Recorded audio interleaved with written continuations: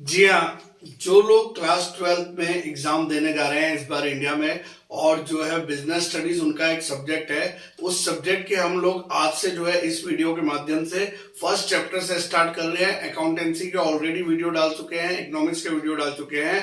Class 12 के जितने भी स्टूडेंट हैं वो सारे इस चैनल से जुड़ के पढ़ाई करिए, आपको जो है एक अच्छी परसेंटेज आएगी और सब्जेक्ट जो आपको बोरिंग लगता था वो यहाँ पर आपको इंटरेस्टिंग फील कराएगा और साथ साथ में आपको नॉलेज भी देगा कि ये जो सब्जेक्ट्स है ये हमारी डेली लाइफ से जुड़े हुए हैं। और जब इस सब्जेक्ट्स को हम जीने लगते हैं ना, हम लोग इनके साथ जुड़ जाते हैं, तो हमको दिखता है कि जो भी हमारे सराउंडिंग हो रहा है वो सारा हमारे सब्जेक्ट से ही रिलेटेड है। और जब हम अपनी डेली लाइफ की एक्टिविटीज को सब्जेक्ट से रिलेट कर देते हैं तो उस दिन आप समझ लीजिए वो आपका एक फेवरेट सब्जेक्ट बन जाता है।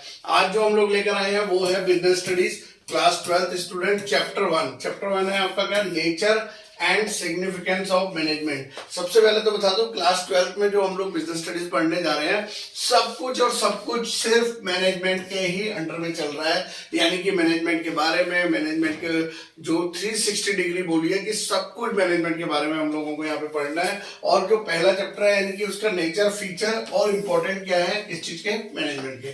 तो चलिए स्टूडेंट स्टार्ट करते हैं।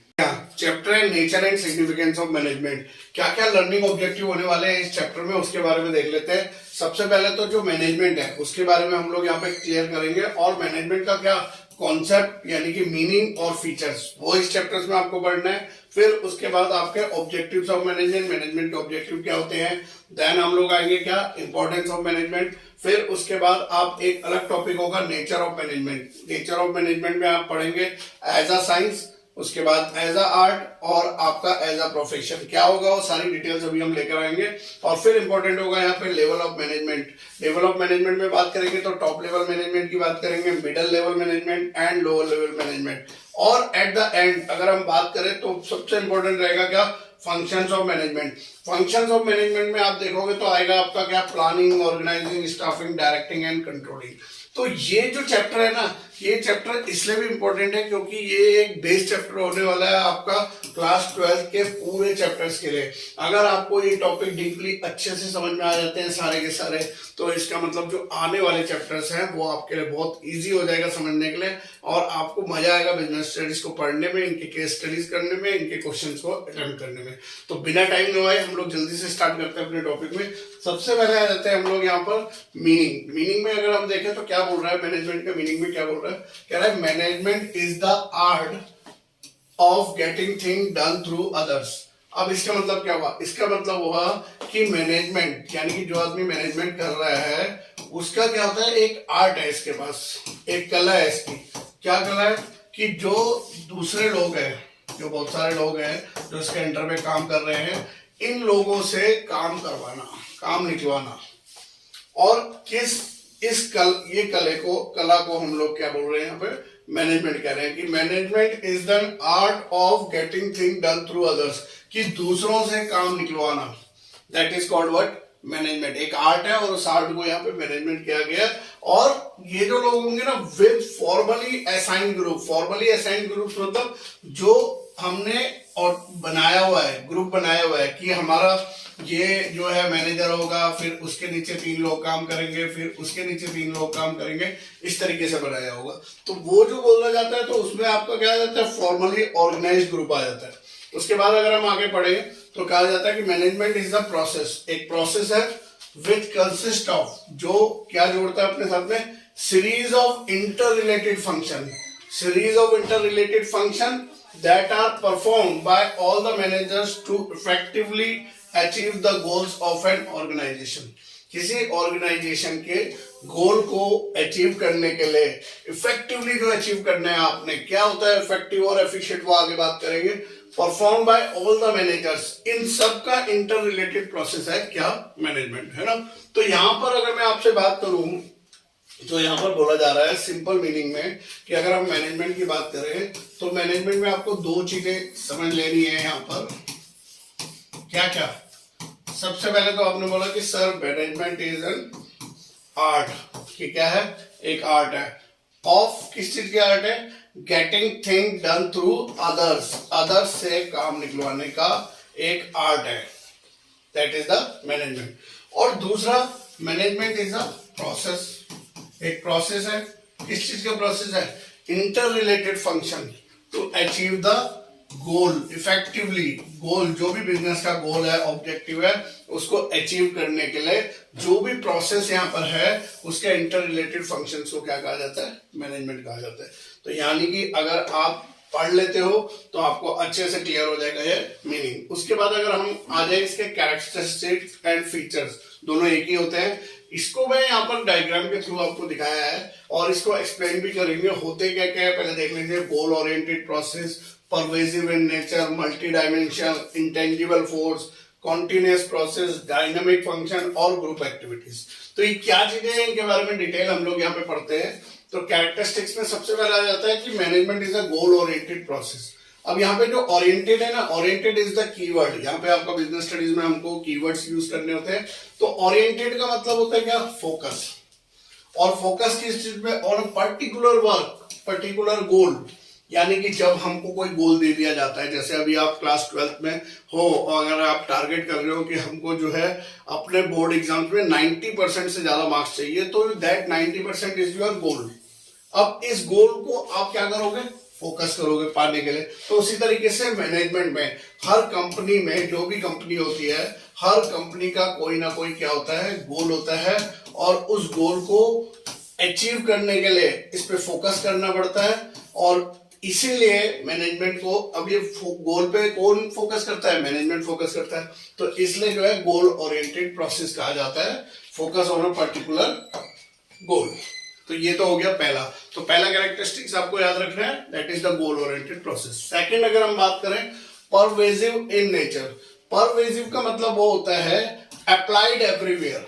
अप्लाइड एवरीवेयर मतलब मैनेजमेंट ऐसा नहीं है कि सिर्फ बिजनेस में ही यूज होता है, नॉन बिजनेस एक्टिविटीज में भी यूज होता है। अगर हम अपनी फैमिली की बात करें तो हमारी फैमिली में कोई ना कोई एक ऐसा हेड होता है, चाहे वो मदर हो या फादर हो, दादाजी हो या दादी जी हो, कोई भी हो, कोई ना कोई एक ऐसा हेड होता है जो पूरे घर को मैनेज करता है। और वहां पे सारे डिसीजन वो लेते हैं सबसे कंसल्ट करके, और वो ही घर को पूरा चलाता है। तो उस वक्त वो भी मैनेजमेंट कर रहा है। तो वहां पर क्या है, नॉन बिजनेस एक्टिविटी है, लेकिन वहां पे भी मैनेजमेंट हो रहा है। इसलिए कहते हैं कि परवेसिव इन नेचर, यानी कि अप्लाइड एवरीवेयर, हर जगह, चाहे आपका बिजनेस एक्टिविटी है चाहे नॉन बिजनेस एक्टिविटीज है। और या फिर आप लेवल ऑफ मैनेजमेंट की बात करें कि top level, middle level, lower level, कोई भी लेवल हो, हर लेवल पे मैनेजमेंट की जरूरत पड़ती है। इसलिए हमारा सेकंड फीचर आ जाता है क्या, परवेसिव इन नेचर।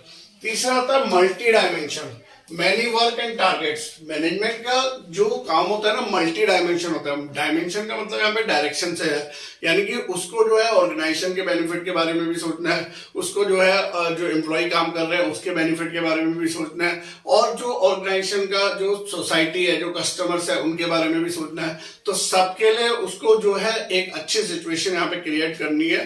तो इसलिए जो है मैनेजमेंट का वर्क क्या है, मल्टी डायमेंशन है। तीसरा हो गया। चौथा अगर हम बात करें, इट्स अ कॉन्टिन्यूअस प्रोसेस। अब कॉन्टिन्यूअस प्रोसेस मतलब never ending, goes on one after one. Management जैसे ही एक गोल को अचीव करता है, then they target for the other goal. जब उस गोल को अचीव करते हैं तो आगे को जो है टारगेट करते हैं। आप क्लास 9 को पास करा, देन आपने 10th पे फोकस करा, फिर जब 10th पास करा तो 11th पे, आप 11th कर रहे हो तो कर लिया तो आपका क्लास 12th आ गया। 12th के बाद आप बीकॉम, बीबीए वगैरह जिस पे भी फोकस करेंगे। तो यानी कि कॉन्टिन्यूअस प्रोसेस है। उसी तरीके से आपका जो है मैनेजमेंट भी यहाँ पर क्या है, कॉन्टिन्यूअस प्रोसेस है। एक गोल अचीव होने के बाद दूसरा गोल को करते हैं। Dynamic function. अब dynamic, what do you mean by dynamic? Dynamic का मतलब होता है change according to the situation, कि जैसी सिचुएशन है वैसे आपको करना पड़ता है। हो सकता है कि आप अपना सिलेबस इस तरीके से डिजाइन करो कि मैं इतने दिन अकाउंट्स पढ़ूंगा, इतने दिन इको पढ़ूंगा, इतने दिन बिजनेस पढ़ूंगा, लेकिन कुछ ऐसी डेट शीट आ गई कि आपको जहां पे अकाउंट्स पे ज्यादा टाइम देना था, अब आपको इको में ज्यादा टाइम देना पड़ रहा है। तो आपने क्या करा, चेंज कर दिया सिचुएशन के अकॉर्डिंग। तो जब ऐसा कुछ होता है तो उसे बोलते हैं डायनेमिक फंक्शन। तो मैनेजमेंट को भी यहाँ पर क्या होता है, चेंज होना पड़ता है अकॉर्डिंग टू द सिचुएशन। तो यहां पर इसलिए बोला गया डायनेमिक फंक्शन। और उसके बाद अगर हम बात करें तो फिर आता है इंटेंजिबल फोर्स। अब इंटेंजिबल का मीनिंग तो आप सभी को पता है। इंटेंजिबल का मतलब होता है which we can't seen but feel. हम जिस चीज को देख नहीं सकते हैं और फील कर सकते हैं। अब जैसे अगर कोई बोले कि इस कंपनी का मैनेजमेंट बहुत अच्छा है, तो अच्छा है तो कितना अच्छा है, तो इसको कोई हम ऐसा थोड़ी ना बोलेंगे कि 2 kg अच्छा है या 300 ग्राम अच्छा है, लेकिन हम इसमें हम क्वालिटेटिव नेचर की बात कर रहे हैं कि बहुत अच्छा मैनेजमेंट है, तो यहाँ पे हम क्या कर रहे हैं, फील कर रहे हैं कि यस ये कंपनी अच्छा चल रही है, इसका मतलब इसका मैनेजमेंट अच्छा है। तो मैनेजमेंट का जो काम है ना वो ऐसा है कि एक ऐसी फोर्स है, एक ऐसी सेना है जो इंटेंजिबल है, जो दिखती नहीं है, सिर्फ फील होती है। तो वही अब कोई टीचर पढ़ाता है, आपने कहा बहुत अच्छा पढ़ाता है, तो अच्छा पढ़ाता है मतलब इसको आप मेजर नहीं कर सकते हो, इसको आप फील कर सकते हो कि yes this teacher is very good, और इससे हमको जो है एक्सप्लेनेशन समझ में आता है। तो वो हो गया आपका क्या, इंटेंजिबल फोर्स। और एक लास्ट आता है ग्रुप एक्टिविटी। मैनेजमेंट कभी भी ऐसा नहीं बोल सकता है कि जो भी काम हो रहा है वो सारा मैनेजमेंट अच्छा है इसलिए हो रहा है। मैनेजमेंट के साथ में जो लोग काम कर रहे हैं, जो लोग पूरी टीम काम कर रही है, ग्रुप एक्टिविटी है। तब जब कोई मूवी सक्सेसफुल हो जाती है ना, ब्लॉकबस्टर मूवी बन जाती है, तो उसमें किसी एक इंडिविजुअल एक्टर को या इंडिविजुअल डायरेक्टर को या कोई एक्ट्रेस को आप सारा क्रेडिट नहीं दे सकते हो। यहाँ पे जो क्रेडिट होता है वो पूरी टीम का होता है, क्योंकि ये जो काम है ना ग्रुप एक्टिविटी का काम है। ग्रुप एक्टिविटी मतलब एक से नहीं होगा, पूरा का पूरा ग्रुप है, और टीम वर्क होता है। कांट परफॉर्म बाय इंडिविजुअल, एक जना नहीं कर सकता है, इट्स अ टीम वर्क, पूरा का पूरा टीम को लगना पड़ता है, और मैनेजमेंट में भी यही होता है। तो ये थे आपके क्या फीचर्स ऑफ मैनेजमेंट।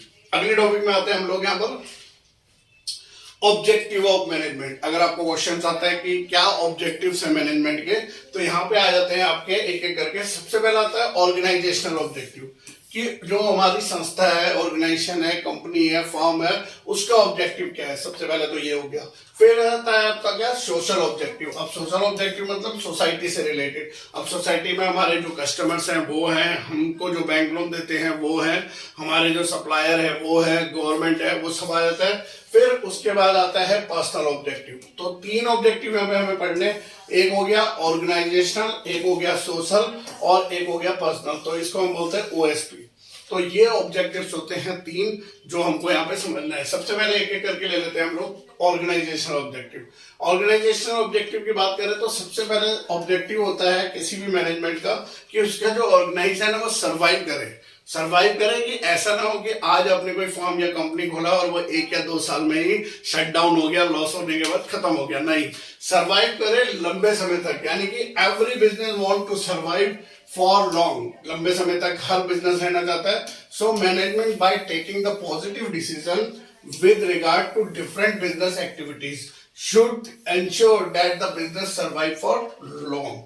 यानी कि मैनेजमेंट को कुछ इस तरीके से काम करना पड़ता है कि जो उनका बिजनेस है ना वो लॉन्ग सर्वाइव करे। Not only for 3 years 5 years, they plan for the 50 years 60 years 100 years 200 years। इस तरीके से ऐसे नहीं होगा कि जो है आप बोलो कि हमने ये कंपनी खोली है 2 या 3 साल के लिए। हर किसी का जो है सर्वाइवल टारगेट होता है मैनेजमेंट का, और ये सर्वाइवल किसके अंडर में आता है, ऑर्गेनाइजेशनल ऑब्जेक्टिव के अंडर में। और साथ साथ में यहाँ पर चाहिए आपको जो हमारा जो भी बिजनेस होता है उसमें साथ साथ में चाहिए हमको क्या, प्रॉफिट। प्रॉफिट को क्या बोला जाता है, profit is the life blood of the business. If there is no profit then there is no business. आप कंटिन्यूअस अगर लॉस बियर करते जाएंगे तो one day will come when your business will get shut down.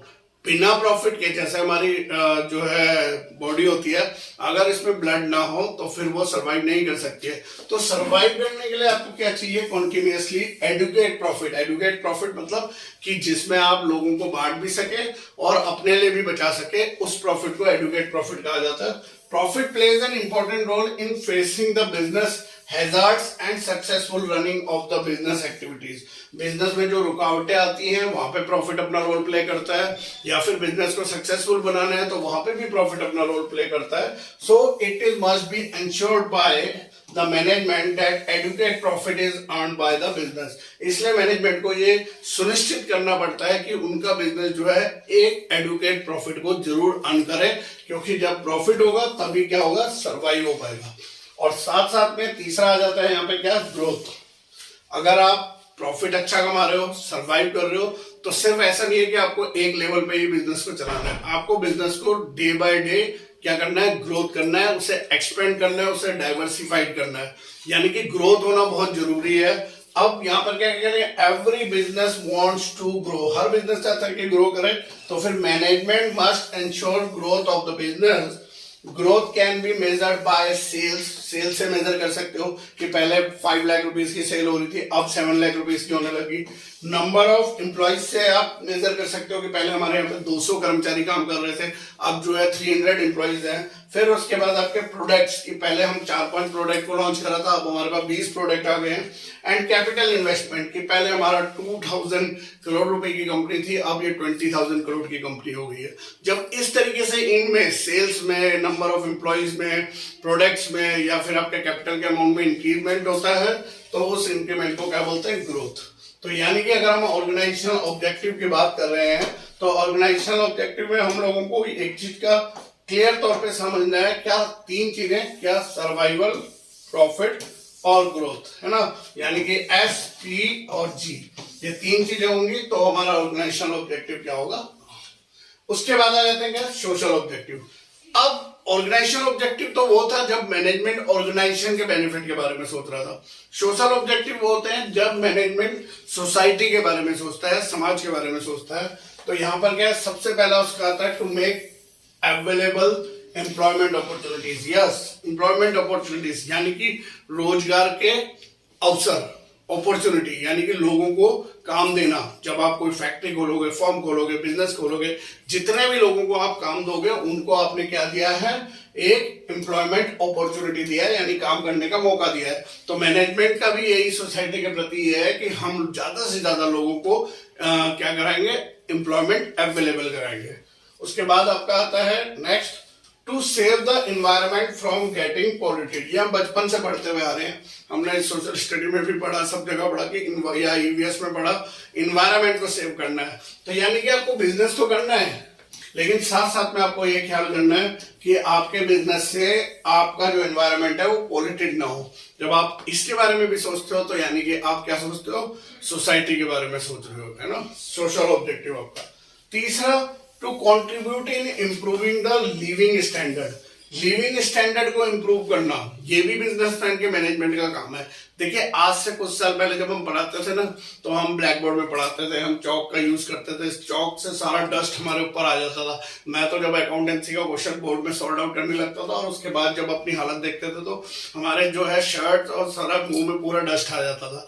लेकिन अब जो है technology change हुआ, फिर उसके बाद व्हाइट बोर्ड आया, व्हाइट बोर्ड के साथ हम बहुत साल हमने पढ़ाया मार्कर से। फिर उसके बाद जो है आपका जो है प्रोजेक्टर आया, तो हमने प्रोजेक्टर में भी पढ़ाया। अब प्रोजेक्टर को भी दूर करके अब ये इंटरेक्टिव पैनल्स आ गए हैं, डिजिटल बोर्ड्स आ गए हैं, कॉस्टली हैं, लेकिन टेक्नोलॉजी ऐसी है कि इतना इजी हो गया है यहाँ पे सब कुछ करना कि उससे क्या हो गया, हमारा स्टैंडर्ड ऑफ लिविंग इंप्रूव हो जाता है। अब ये स्टैंडर्ड ऑफ लिविंग हमारा कहां से इंप्रूव हुआ? जिसने पैनल बनाया, जिस कंपनी ने, यानी कि जिस मैनेजमेंट ने ये पैनल को क्रिएट किया, तो उन्होंने हमारा स्टैंडर्ड ऑफ लिविंग को इंप्रूव कर दिया, हमारे पढ़ाने के तरीके को और आपके पढ़ने के तरीके को।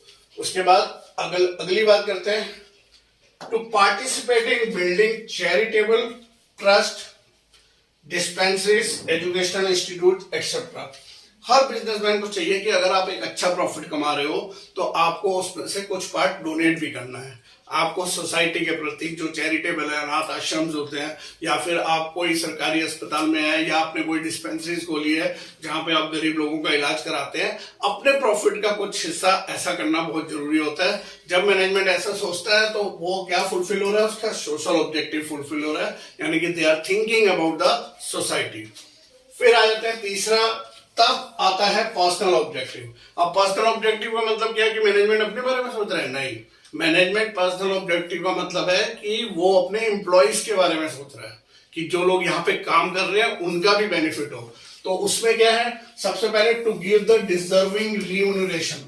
अब हमारा ये जो कीवर्ड है रिम्यूनरेशन, इसका मतलब क्या होता है? रिम्यूनरेशन में आपका आ जाता है सैलरी, आपका बोनस, आपका टीए, आपका डीए, जो भी है, ये जो भी मिल रहा है आपको रेम्यूनरेशन, वो डिजर्विंग होना चाहिए। डिजर्विंग मतलब if I am working somewhere in a company and I am working over there at least 1 lakh rupees work, 1 lakh रुपए का काम मैं अगर वहां पे कर रहा हूं तो मेरे को 1 लाख रुपए मिलना चाहिए, तो उसे बोलते हैं क्या? डिजर्विंग। यानी कि जो सैलरी उसकी बनती है एम्प्लॉय की, वो उसको मिलना चाहिए। उसके बाद to provide the good working environment. जब हमारे यहाँ पर जो अच्छी कंपनीज होती है तो आप देखो वहां पे उन्होंने अच्छे केबिन बनाए हुए हैं, अच्छे सिटिंग अरेंजमेंट करा हुआ है, एसी लगा हुआ है, है ना, पानी पीने के लिए जो है आपके फिल्टर्स लगे हुए हैं, tea coffee every facility is available. कई कंपनीज तो मैगी भी देते हैं अपने जो है जो लंच टाइम आवर्स होता है उस टाइम पे। तो जब ऐसा कुछ करते हैं ना, तो आप क्या कर रहे हो, गुड वर्किंग एनवायरनमेंट क्रिएट कर रहे हो अपने एम्प्लॉयज के लिए। और अगर आप ऐसा कर रहे हो तो आप उनके पर्सनल ऑब्जेक्टिव को क्या कर रहे हो, फुलफिल कर रहे हो, है ना।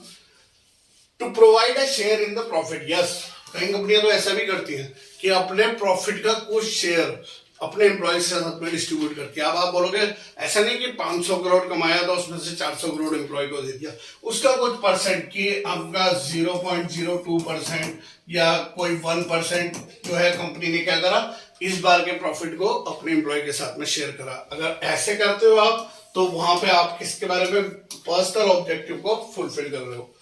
फिर to provide opportunities of promotion, yes, अगर आप एम्प्लॉय को ये बोलते हो कि if you do the good work then next year you will get promoted from lower rank to higher rank, आप एक निचले स्तर से आप उच्चले स्तर तक जा सकते हैं, उसके लिए आपको एक अच्छा हार्ड वर्क करना होगा। यानी कि हम आपको अपॉर्चुनिटी दे रहे हैं किस चीज की, प्रमोशन की।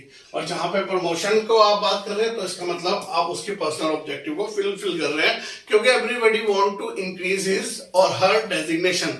हर कोई अपना डेजिग्नेशन बढ़ाना चाहता है कि मैं आज मैनेजर हूं तो फिर मैं सीनियर मैनेजर हो जाऊं, फिर मैं सीईओ हो जाऊं, इस तरीके से मेरा डेजिग्नेशन बढ़ता रहे।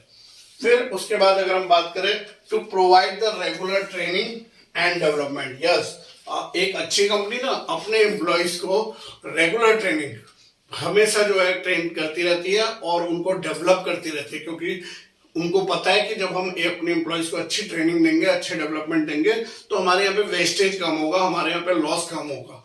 तो इसलिए जो है ट्रेनिंग और डेवलपमेंट देने से उसका भी फायदा होता है, जिसको ट्रेनिंग दे रहे हैं जिस एम्प्लॉयज को, तो उसका ऑब्जेक्टिव भी फुलफिल होता है।